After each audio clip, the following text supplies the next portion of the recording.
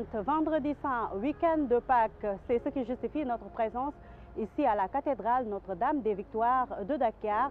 Cette semaine a aussi été marquée par des affaires judiciaires liées au fonds Force Covid-19.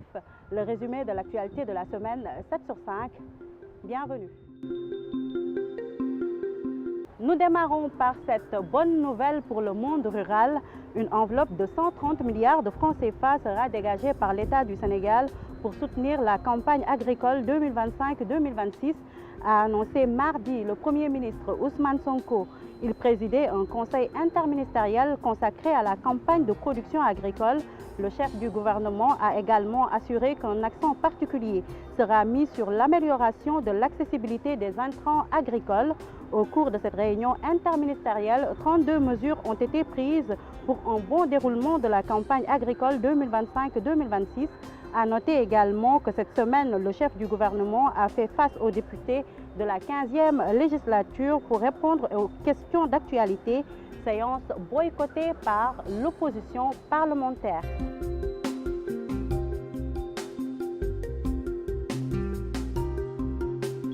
Nous restons toujours avec le Premier ministre Ousmane Sonko. Le chef du gouvernement a procédé jeudi à l'installation de la première cohorte des gestionnaires de l'énergie dans les administrations. Il a saisi l'occasion pour appeler l'administration à travailler davantage dans la rationalisation des ressources et dépenses publiques, notamment en matière d'énergie.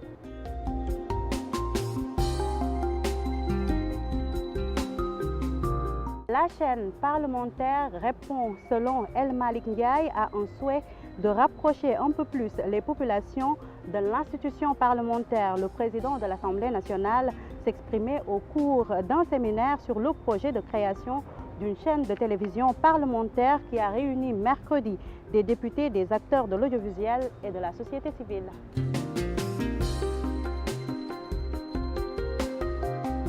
Nous vous le disions tout à l'heure, la semaine a été marquée par des rebondissements dans des affaires judiciaires liées au fonds Force Covid-19. À ce jour, plus de 258 millions ont été recouvrés et 27 personnes arrêtées dans l'enquête judiciaire autour de la gestion de ces fonds, a annoncé jeudi le procureur de la République, Ibrahim Ndoye. Toutes ces personnes ont été placées sous contrôle judiciaire par le juge du 5e cabinet du tribunal, le procureur général près la Cour d'appel de Dakar, le procureur de la République près le tribunal de grande instance hors classe de Dakar et le procureur de la République du pôle judiciaire financier faisaient face à la presse hier pour faire le point sur ces affaires pendantes. Sur ce, le procureur général Mbacké Fall a annoncé que des dossiers de plusieurs personnalités ayant exercé des fonctions ministérielles sous le régime de Macky Sall ont été transmis à l'Assemblée nationale pour une résolution de mise en accusation de l'institution parlementaire pour leur comparution devant la Haute Cour de justice.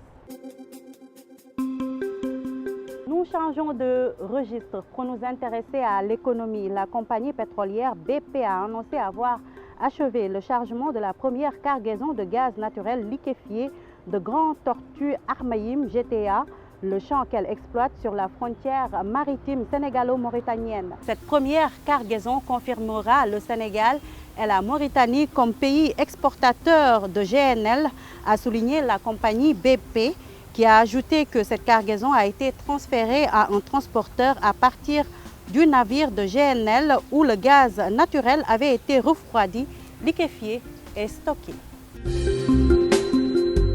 Je vous le disais tout à l'heure, notre présence ici est justifiée par le fait que ce week-end est un week-end pascal et nous arrivons à l'agenda de ce week-end. Week-end pascal pour les chrétiens du monde et du Sénégal. La distribution du traditionnel Ngalax a débuté au grand bonheur des inconditionnels de ce plat bien sénégalais. Pâques symbolise ainsi le passage de la mort à la vie. Le dimanche de Pâques clôt la semaine sainte. Pâques marque également la fin de 40 jours de carême. Et ici à la cathédrale de Dakar, demain samedi, ce sera la cérémonie de vénération de la croix, le samedi veillée pascale à 22 h, célébrée par l'archevêque de Dakar. Il y aura également Rythme du feu de la lumière, Cierge pascal, le dimanche de la résurrection, messe à 9 h et à 10 h 30, visite de l'archevêque à Sangalkam pour le dimanche. Et c'est pas fini pour l'agenda. Dialogue islamo-chrétien oblige. Dimanche également se tient la ziara générale instaurée par Serigne Babacar Sy. Tivaouane, la ville sainte, va accueillir comme à l'accoutumée des milliers de fidèles venus de 4 coins du pays et de la diaspora. Rendez-vous incontournable de la spiritualité tidjane.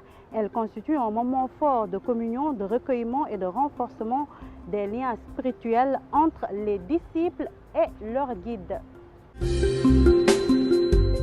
7 sur 5, c'était tout pour cette semaine. Je vous souhaite de passer un très bon week-end de Pâques. Rendez-vous la semaine prochaine. D'ici là, portez-vous bien.